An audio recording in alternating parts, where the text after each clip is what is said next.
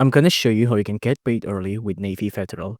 To get paid early, you will need a free active duty checking here. It's made for military active duty, retired military or reservists, right?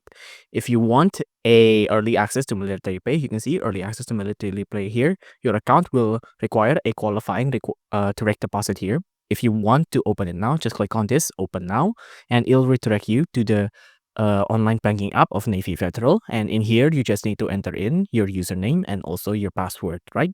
If you don't have a password or username for that, you will have to open a personal checking account to open a free active checking account earlier here. Now you can see if you want to open a checking account here, it's a powered up checking for fully integrated banking. You can click on this button here to open now. Like you see, it'll redirect us back into the Navy Federal Credit Union here. If you want to sign in, click on this sign in help.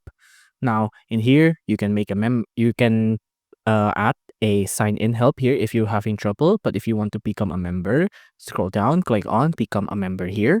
Now you can see join now and enjoy the support and great service of your military union.